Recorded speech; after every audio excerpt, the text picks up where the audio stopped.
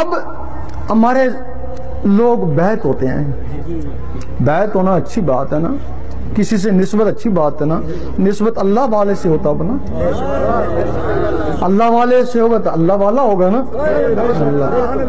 اب ہمارے ہاں یہ رواج ہے، کامل تھا، ایسا آیا تھا، وہ چلے گیا، اب اس کی اولاد صدیوں سے بیعت کر رہی ہے۔